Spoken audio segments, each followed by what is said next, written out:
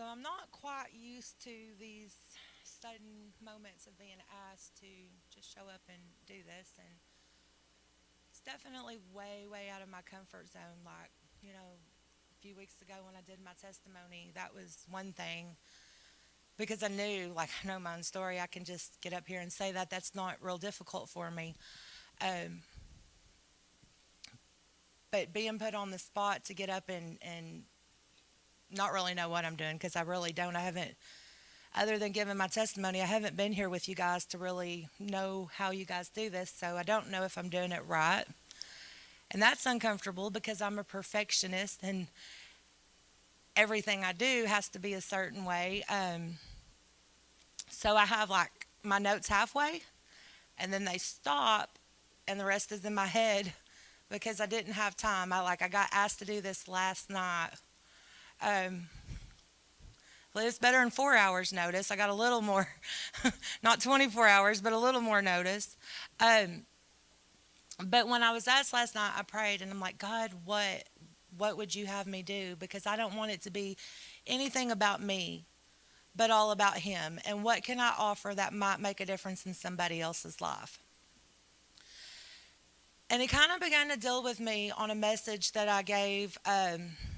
I don't know, it's been at least a couple years ago because I haven't been allowed in the prison in over a year because of COVID. But I used to go out and do prison ministry at Hodgen. And so I kind of took a message that I had given out there, but then tried to incorporate a recovery psychology major side to it. So we're going to see how this goes tonight. And what I want to talk to you about is a wilderness journey. And it's a journey that we can all understand whether we believe in God or we don't. It's something that we can all relate to in our lives. And we all experience a journey of bondage, of being enslaved, of going through a journey to get to someplace better, and we all hope for something better. That's a given. Whether you go to church or you don't, whether you believe in God or not, we all know what it's like to be enslaved by something. We all know what it's like to go on a journey and go through things, and we all know what it is to have hope, to have want something better in our lives. So tonight I'm going to be talking from the book of Exodus. If you look up Exodus in the Merriam-Webster dictionary, it tells us the word itself was adopted into English from Greek, Exodus, which literally means the road out. The Greek word was formed by combining the prefix ex and the word hodos, I don't know if I'm saying that right, meaning road or way. So Exodus is the road out. How many of us can relate to we're looking for a road out of something in our lives? So I want to read to you from Exodus 1, verses 6 through 14. Now Joseph and all of his brothers and all the generation died, but the Israelites were exceedingly fruitful. They multiplied greatly, increased in numbers, and became so numerous that the land was filled with them. Then a new king to whom Joseph meant nothing came to power in Egypt. Look, he said to his people, the Israelites have become most deal shrewdly. Oh, far too numerous. Sorry, you guys. Come, we must deal shrewdly with them, or they will become even more numerous. And if war breaks out, we'll join our enemies, fight against us, and leave the country. So they put the slave masters over them to oppress them with forced labor. They built Pithom and Ramesses, a store of cities for Pharaoh. But the more they were oppressed, the more they multiplied and spread. So the Egyptians came to dread the Israelites and worked with them ruthlessly.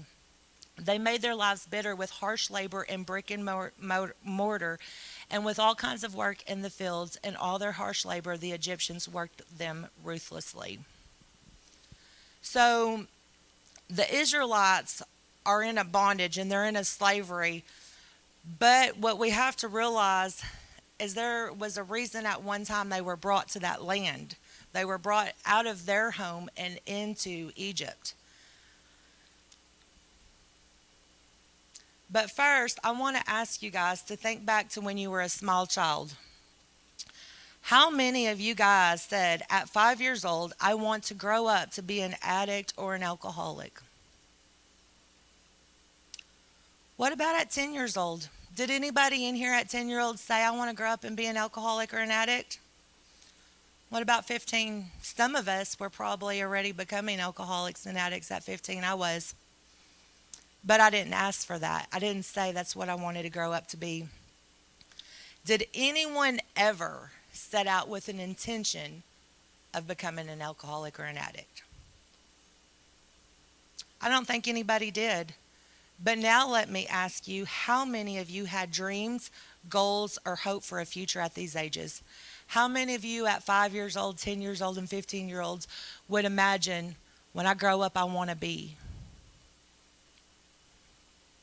In the same way, the Israelites did not set out to be in bondage or slavery. They were brought to Egypt by their ancestors in hope of something better.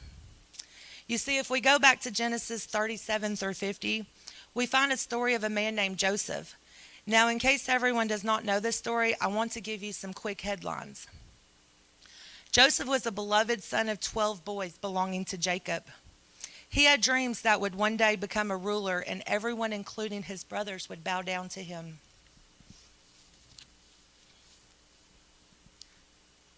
This and the attention he received from his father made the brothers angry, so one day they threw him in a pit with intentions of killing him.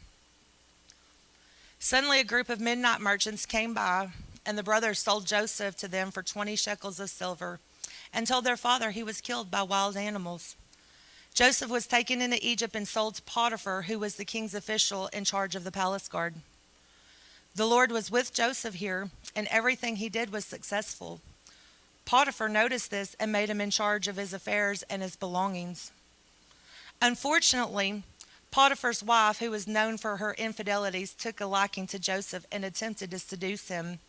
When Joseph refused her advances and ran off, she retaliated by falsely accusing him of trying to rape her, and Potiphar had Joseph thrown in prison. While in prison, two men had dreams. Joseph interpreted these dreams for them. The interpretations of these dreams were true, and one man was hung, while the other man was returned to his workplace with Pharaoh. So one day, Pharaoh has an awful dream and demands someone to tell him what it means, but no one could do so. Then a man from prison, who Joseph had interpreted his dream, remembered and told Pharaoh of Joseph. Joseph came and interpreted Pharaoh's dream, which was that Egypt would have 7 years of plenty and 7 years of famine. When Pharaoh heard this, he inquired Joseph as what to do, and Joseph said they needed to store up crops for the next 7 years to prepare for the famine. Pharaoh then made Joseph his right-hand man and placed him in charge of everything. So now when the famine strikes, everyone must go through Joseph in order to get food, including Joseph's brothers. When the brothers learn who Joseph is, and then Joseph has forgiven him, Joseph then moves them to Egypt, so he is able to provide for them. And this is how the Israelites end up in Egypt. While there are many good things I can use from this story, I quickly summed up the key points of those 13 chapters so you'd understand how bondage started for the Israelites. They were brought to Egypt in hopes of something better by their ancestors. And for a while, it was good. But over time, life changed, and the Egyptians no longer knew who they were, why they were there, and out of fear that they might try to take over, the Egyptians enslaved them. Relating to this in our life story, we were all created for a purpose, for good things. But when Adam and Eve sinned, the world we live in today became corrupted. Bad things happen to all of us, things that are out of our control. Today, psychology calls this trauma. Trauma is the response to a deeply distressing or disturbing event that overwhelms an individual's ability to cope, causes feelings of hopelessness, diminishes their sense of self, their ability to feel a full range of emotions and experience. Trauma may come in the form of rape, physical and emotional abuse, a car wreck, a natural disaster, or many other things that occur in the daily lives of people. As we experience trauma and attempt to deal with or cope with it, we find ourselves looking for all types of options. Things that cause trauma are most often out of our control, but how we choose to cope with these experiences is always in our control. It's like I said when I was giving my testimony, we all have the choice. We all get to make a choice in how we're going to react to a situation. If we're going to make it a good thing or if we're going to let it be a bad thing in our lives. So let me stop and ask you for a minute. What are some things in your life that's causing bondage right now? What's enslaving your life? Is it somebody in a family that you don't get along with? Is it drugs and alcohol? I mean, the list can go on and on of things in our lives that we're struggling with and that's preventing us from moving forward, preventing us from getting to that place that we all hope to be in. Just like the Israelites. Nope, too far down. Well, we sometimes don't want to admit it. If you are court ordered to be here, then something has you in bondage. If what you are doing is causing you to get arrested, then it's preventing us from moving forward in our life. If we have children and we are preventing them from moving forward in life because of the things we're doing, we're in bondage. But before we can even do anything about it, we must first admit that there's a problem. We must see there's a problem and we must admit to it.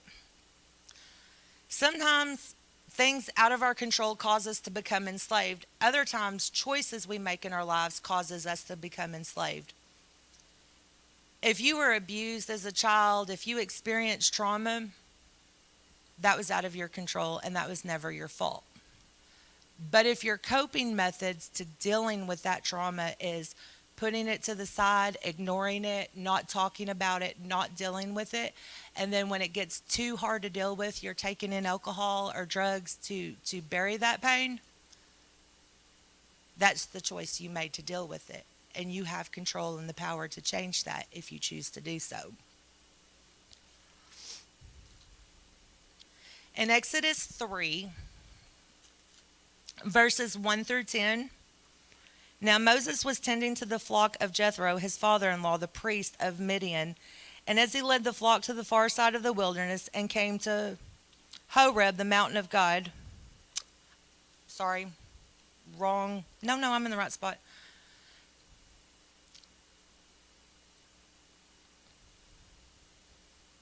The mountain of God. There the angel of the Lord appeared to him in flames of fire from within a bush.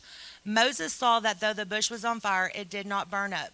So Moses thought, I will go over there and see this strange sight why the bush does not burn up. I've got to get some better glasses. When the Lord saw that he had gone over to look, God called him to him with the bush, Moses, Moses. And Moses said, Here I am. Do not come any closer, God said. Take off your sandals, for this place where you stand is holy ground. Then he said, I am the God of your father, the God of Abraham, the God of Isaac, and the God of Jacob. At this Moses hid his face because he was afraid to look at God. The Lord said, I have indeed seen the misery of my people in Egypt. I've heard them crying out because of their slave drivers, and I am concerned about their suffering. So I've come down to rescue them from the hand of Egyptians and to bring them up out of that land into a good and spacious land, a land flowing with milk and honey, the home of the Canaanites, Hittites, Amorites, Perizzites, Hivites, and Jebusites. And now the cry of the Israelites has reached me, and I've seen the way the Egyptians are oppressing them. So now go, I am sending you to Pharaoh to bring my people, the Israelites, out of Egypt. So God calls a man named Moses to lead the Israelites out of slavery. Just like the Israelites needed a Moses to help guide them out of bondage, we sometimes need a Moses in our lives too. Moses became a person or representation of that who helps us in life. I've had several people play a Moses role in my life. First, the woman who saw something in me and loved me even in my mess. Second, my previous pastor who walked with me, advised me, and listened to me. Third, my counselor who I see regularly today. And Heath and Crystal, now that I'm at church here. They all play a Moses role in my life. The people who represent a Moses in my life are those who I can call on when I'm struggling, need advice, or someone to cry with, and they will help lead me in the best way to go. Who in your life has represented a Moses? If you don't have one, it's important for you to find one. This may be a sponsor, a pastor, a counselor, or a close friend, as long as they're going to lead you in sound decision making skills. I'm not going to read all this to you, I'm just going to hit the points. But Exodus 7 through 12, chapter 7 through 12, talk about the plagues to get Pharaoh to let the Israelites go. God sent plagues to try to get Pharaoh to let the Israelites go. The first plague is the plague of blood, and it's found in Exodus 7:14 through 24. The Nile, along with all of the water in Egypt, turns to blood. Then came the plague of frogs, 7:25 through 8:15. Frogs cover the land of Egypt. Then came the plague of the gnats, 8:16 through 19. The dust turns into gnats, which cover the people and the animals of Egypt. The plague of the flies is found in Exodus 8:20 through 32. And the flies fill the houses and the land of Egypt. The plague of the livestock is found in chapter 9, verses 1 through 7, and all of the Egyptians' livestock die. The plague of the boils is chapter 9, 8 through 12. Festering boils break out on the Egyptians and their animals. The plague of hail is chapter 9, 13 through 35, and hail strikes down everything in the fields, humans, animals, and trees. Then comes the plague of locusts in chapters 10, 1 through 20. Locusts devour every tree and plant in the land of Egypt. The plague of darkness is found in Exodus 10, 21 through 29, where darkness covers the land of Egypt for 3 days. And finally, the plague of the firstborn, where the firstborn of every son and the firstborn of every cattle in Egypt dies. When I got to thinking about the plagues, I got to thinking about those things that has us in bondage in our life and how it's caused and affected us. Yet, just like Pharaoh chose to live with the plagues, we choose to live with plagues in our lives also. Have you ever lost a job due to an addiction but continued with your addiction? Have you ever lost your children but continued on with addiction? Have you ever done without food, shelter, and necessities for a drink or a high? Have you ever spent time in jail or faced charges but continue on with that addiction? Can you imagine everywhere you step, there's a frog? On your counters, under your feet, on the toilet, in the bath, all over your yard. And you're told, if you surrender, then I'll make all the frogs go away. But yet Pharaoh said, I'll just live with them. Does that sound silly? Like, I don't like frogs, they're nasty. I don't want them in my house, and I don't want to have them everywhere I step, everywhere I move. Can't go sit down to use the bathroom because there's frogs, like piles of them. And Pharaoh's like, I'll just deal with it. I'm not going to surrender. Is that not what we're doing in addiction? I'm losing the things that I care about. I'm losing my family. I'm losing my houses. I have nothing to eat, nothing to drink. I'm miserable.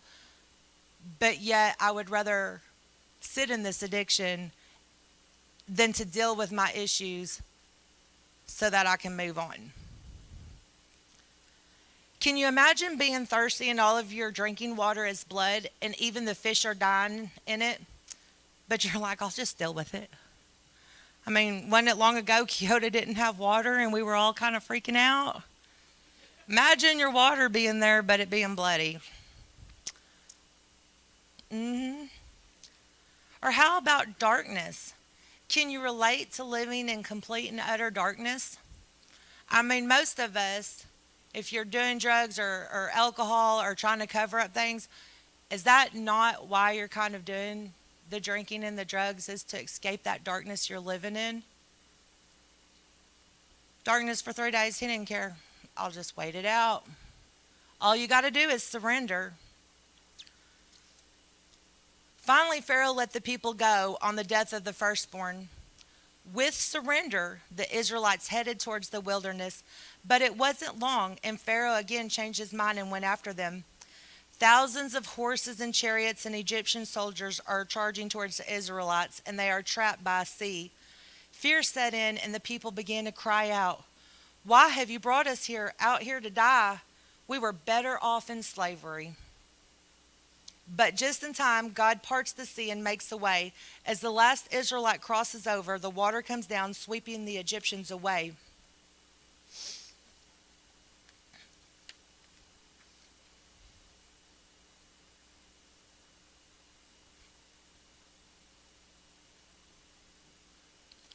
So, shortly after I became a Christian, I was approached with a situation. I was offered a job, but the job I had was a really good job. I hated the job and I wanted out of it, but I was scared to leave it because I depended on that money and I depended on that job to take care of my family. But I didn't know what was in my future. I didn't know what God had in store for me. And I didn't know that there were better things to come, so I was scared. Well, then this guy comes in and offers me this great job that sounds too good to be true. And I call my pastor, and I'm kind of like crying and nervous but excited, and I'm telling her I don't know what to do. Like, there's this really good job offer and this really great opportunity, but it's a risk, and it might not go the way I need it to go, and if it doesn't, then I lose what I had. But if I don't go take it, then I don't know what I could gain. So her first words is, Connie, you need to pray. You need to get on your knees and you need to pray and you need to seek God for advice on what to do. And so I did that. Well, I get in my car the next morning. I have the interview with this new job that afternoon, and I'm praying, God, I need a sign. I need a sign. And back then, I listened to Joel Osteen on the radio a lot. I know some people don't like him. Some people do. I think he's a good encourager. I think he offers good encouragement. And he offered encouragement I needed that morning. And in the message he was given when I was writing that morning, he began to talk about how sometimes before God works in our lives, we have to step out in faith. When the Israelites came to the Red Sea and they were trapped in that moment, all they had to do is set their foot out in the water. All they had to do is be willing to move forward. All they had to do is put trust and faith in God.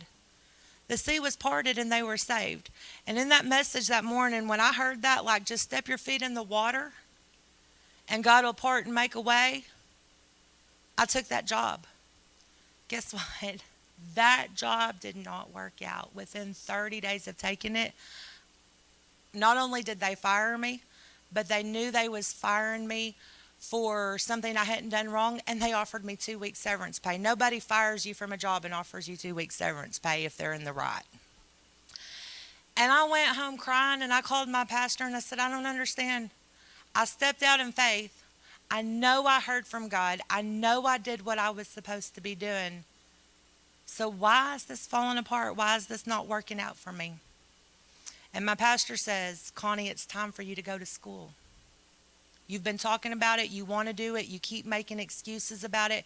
You won't quit your job to go to school. He's making a way. Because they fired me wrong, I got 6 months unemployment. Because my previous job paid so well, I was drawing almost $700 a week unemployment for 6 months.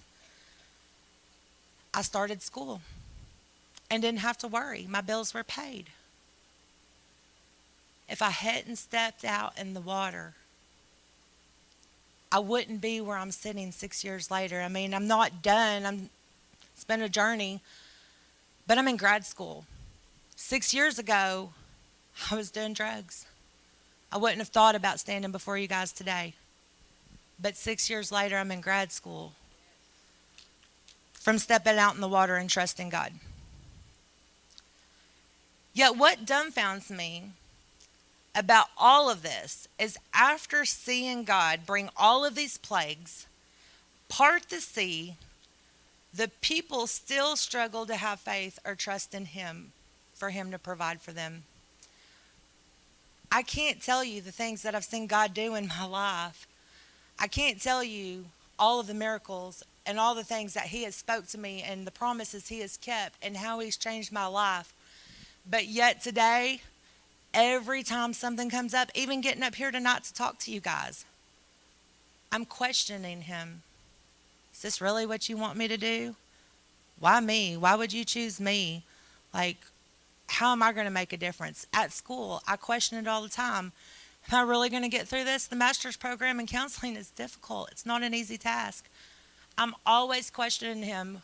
Why is it so difficult for me to trust him and be like, I watched you bring me through this and this and this. And I know you're going to bring me through this, this, and this. But yet I'm still questioning you. We're no different than the Israelites in their journey. In Exodus 14, the Israelites become hungry and cry, why have you brought us out here to starve? We'd be better off in Egypt. Again, God shows them he will provide for their needs with manna. Well, manna is sufficient for them. He not only brought them manna, but he brought them quail so they could have meat. Not only does God provide their needs, but even some of their wants. He does the same for us today. Yet every time things don't go the way we think they should, they're immediately ready to run back to enslavement. How many times is God providing the things you need and the things you want? But when things don't go the way you think they should, or they don't look the way you think they should look, you're immediately ready to run back to that very thing that was holding you in bondage in the beginning. In Numbers 13 and 14, we find the Israelites have arrived at the promised land.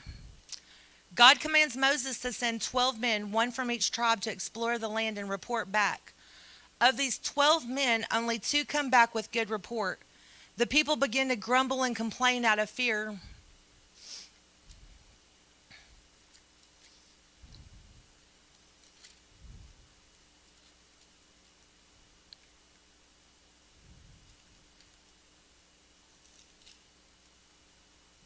I'm not going to read all of this to you guys.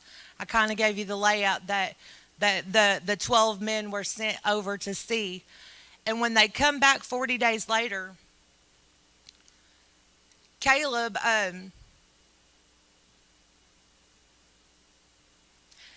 they come back to give Moses an account, and they were commanded when they went out, like, go see the land, bring us some fruit back, see what the soil's like, see how things are going to be, and come back and tell us. So these people go and they come back and they give Moses this account. We went into the land to which you sent us, and it does flow with milk and honey. Here is its fruit, but the people who live there are powerful, and the cities of the fortified are very large. We even saw descendants of Anak. And then I'm going to skip down a little bit. And then Caleb silenced the people before Moses and said, we should go and take possession of the land, for we can certainly do it. But the men who had gone up with him said, we can attack those people. They are stronger than we are. And they spread among the Israelites a bad report about the land they had explored. They said the land we explored devours those living in it. All the people we saw there are of great size. We saw the Nephilim, they're the descendants of Anak. We seemed like grasshoppers in our own eyes, and we looked the same to them. The people went over there to explore, and they came back with a bad report. We wonder why God doesn't tell us what's in our future. Because if we saw what was in our future, if we saw the greatness of the plans he has for us, we would be fearful. Because we're not ready for it yet. We've not made it to that place to be able to know and see what's in our future. We have to go through steps, and we have to go through trials that strengthens us. They were not ready to face the good things God had for them. They had some lessons they needed to learn along the way. As addicts in recovery, we too must go through trials to strengthen us for our journey. If we knew the things we would encounter, we wouldn't even try. Sometimes it's better not to know and take each day one step at a time. And unfortunately, that's where my notes run out. So I ran out of time today. So God is going to take over from here.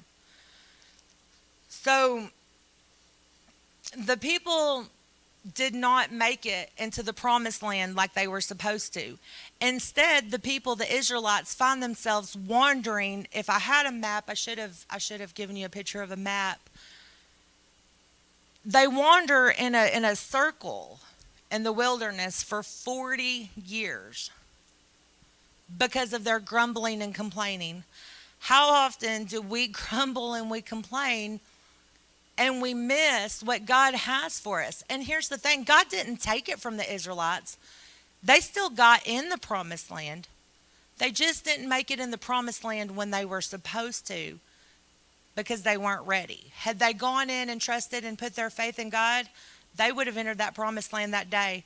But instead, they wandered and learned in the wilderness for 40 years until they got it right and was able to move into that promise.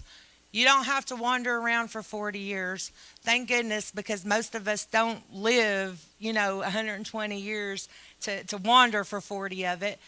But even myself, I'm 39 years old, and I could have been graduated. My counselor that's counseling me is 36 years old, and she's been in practice for 10 years. But for me, I wandered around in a wilderness of drugs and alcohol and complications because of the trauma that happened to me as a kid. My promise is still coming to fruition. It never changed. God knew when I was born what He had planned for me. And it was planned for me and there for my taking when I was in my 20s. But because of my circumstances in life and because of the choices I made to deal with those circumstances, because of the drugs and alcohol I was doing, I wasn't in a position to take on that. So I wandered in that wilderness journey until I was ready to admit I had a problem, and I accepted it and I began to change.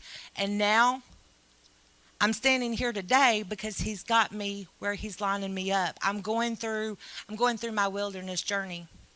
Every one of you sitting in here today, tonight, you're in your wilderness journey.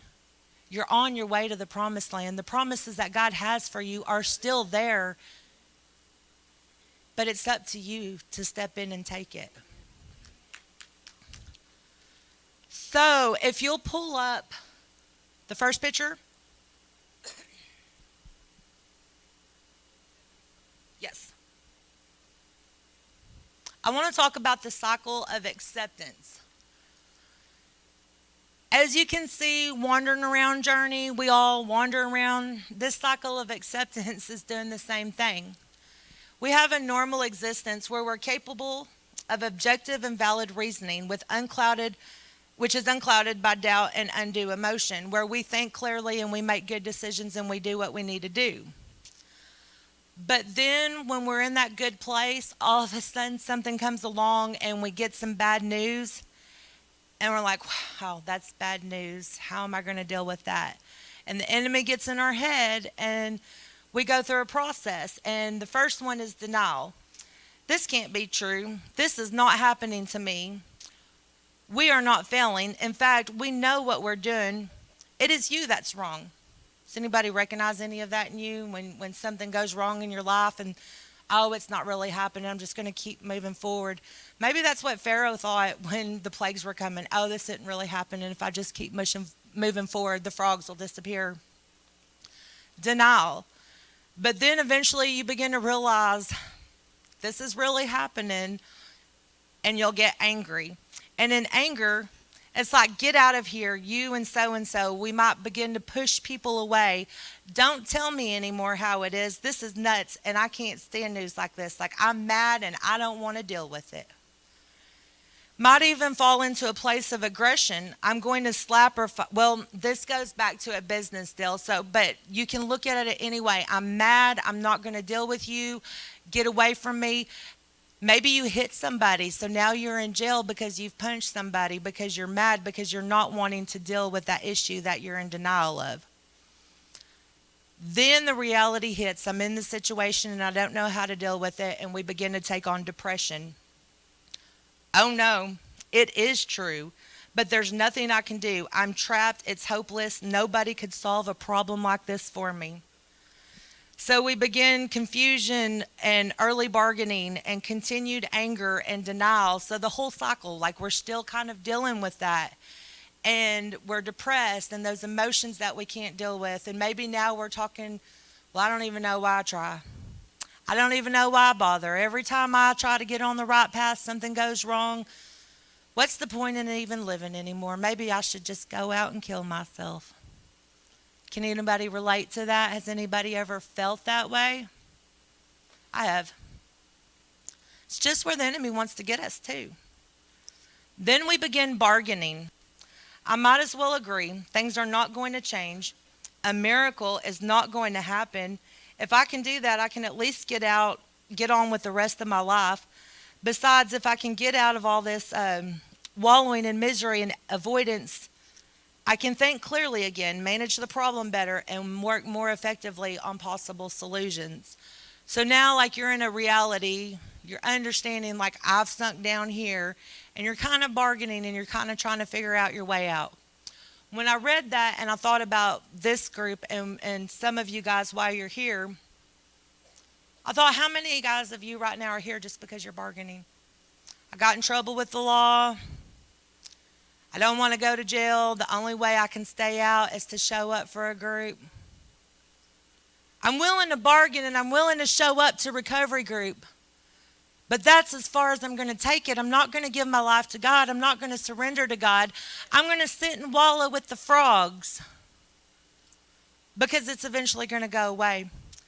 Sad truth is, it's not going to go away. And when I got cleaned up and when I got sober, I can't imagine having done it without God. I can't imagine not having Him there to help guide me. You can come and you can sit and you can get a signature and you can follow through some rules and some things. And you might even get out of this and get out of your charges or whatever that's taking place in your life. But if you're only half working it and you're only bargaining to get through, you're not going to succeed. You're not going to make it. You're going to end up right back here or in jail or in prison. Just like I said when I started, I worked with the guys out at Hodgen. Love those guys. I used to tell them all the time, the only difference between me and you is you got caught and I didn't. Couldn't tell you how many times I got pulled over and had stuff on me and should have gone to jail. But God was watching over me and making sure, because He knew the plan He had for me and He knew I'd one day surrender. Bargaining. Are you here bargaining today, or are you actually making a step to make your life better? Eventually, you'll roll around to acceptance. You'll start realizing it could have been worse. We'll just have to make the best of this. This is starting to look like a blessing in disguise. Maybe when you got in whatever issue it got that brought you here, maybe that was God sending a plague so that you could have a wake-up call, so that you could have a place to meet Him, so that you could have a place to change, so you could enter into that normal existence, so you could put yourself closer to that promised land. That choice is yours. If you don't accept and move on and change, I hate to say it, makes me sad, but you're going to keep on in the wilderness journey. That hope and that promise you have for a better future, for a better life, it's not going to happen. You're going to keep going through this cycle and you're going to keep re-experiencing the same things you're experiencing until you're ready to wake up. Next slide. So this one here is an upward spiral, and I think I'm going to have to stand up here because I can't see. And I threw this one in at the last minute because I liked it. But pre-contemplation, no intention on changing behavior. If you have no intention on changing behavior, why even come? If you're not going to change, you're not doing yourself any good. You're sitting in a pew wasting time. But if you have contemplation and you're aware there's a problem exists, but you maybe don't have a commitment, then you're probably in the right place. Because you're learning and you're getting word and you're getting something in you that could maybe change you or maybe make you see things from a different perspective. Preparation is an intent on taking action to address the problem. What are you doing to address the problem? Are you just coming here and listening to this and getting a paper signed and going out and living your life? Or are you coming in here and you're taking something from what's being said and utilizing it in your life and trying to make something better? Are you preparing to work towards that promised land? Action is active modification of behavior. That means you're actually putting one foot in front of the others and you're saying, I'm going to do this. I'm going to move forward. I'm not going to think about the future and the things that I can't control. I'm going to think about today. I'm going to get up, I'm going to put a smile on my face, and I'm going to tell myself, I can do this. And I'm going to put some kind of active action into place. Maintenance is sustained change, and a new behavior replaces the old. So if you get up in the morning and you tell yourself every day, I'm not going to drink, I'm not going to use drugs, I'm not going to do whatever my addiction is, and you tell yourself throughout that day, and you call your sponsor, or you call that Moses in your life when you're struggling, and then the next day you do that again, and the next day you do that again, and the next day you do that again, eventually you change the process of your behavior. When you relapse, I don't know how many times I relapsed before I finally got it. That's when you fall back into old patterns or behaviors. But that doesn't mean you have to stay there. You can relapse and you can be like, well, I messed up and I went and had a drink tonight, so now I might as well just have another drink and keep going with it. Or you can call your sponsor, call your Moses. I messed up, but this isn't the person I want to be. I want to change. I'm going to keep coming. I'm going to keep working. And next time I'm not going to mess up. You go through the cycle over and over and over again. But eventually you're going to come to a point that whatever you're struggling with stops. I used to say all the time, I just keep going around the mountain. I don't know what my problem is. I don't know why I keep messing up. I keep going around the mountain and I'm tired of the mountain. But then a year later I can look back and be like, wow, God, I got around that mountain. I'm not going around it anymore. You took me through. And once I get done with that one, he gives me something else. Now you need to deal with this. And I go around the mountain and I fail. And I go around the mountain and I mess up. And I go around the mountain and I fail. But I keep trying. And a year later I look back and I done forgot I had that problem. But then he sends another one. Because we're constantly going to be on a wilderness journey, every one of us. We're constantly going to be on a wilderness journey. There's constantly something we can learn about. There's constantly something we can grow in. My favorite and most important and valuable thing in my life today is this right here. I have like 12 of them, different versions. If somebody told me I could take one thing out of my house because it was on fire, it would have to be this. All 12 of them, not just one of them. Because it's what sustains me. It's what gets me through. It's what's changed me. His word, him, is what's made my life better.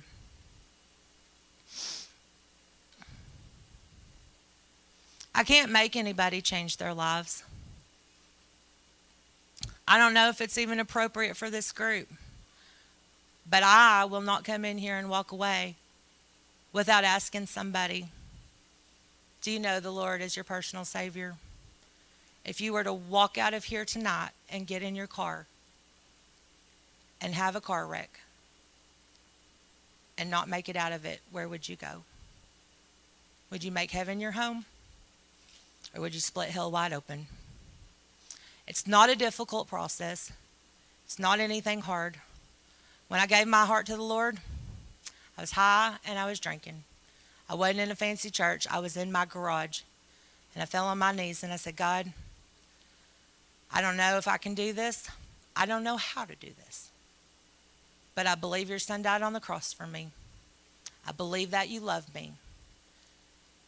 And if you're willing to help me, I'm willing to go on this journey and try. I don't know if I'll make it, but I'm willing to try. That day changed my life forever.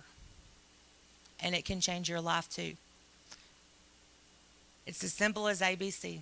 Accept, believe, and confess. If there's anybody in here tonight that would like to pray that prayer, I'd welcome you to the altars. I want everybody that leaves here tonight to know that you can make heaven your home. That's simple. You're still going to wander in the wilderness journey, but you're going to have the best helper that could ever help you wander through that journey. And I can promise you, he's going to carry you to a promised land because he took me there. Love you guys.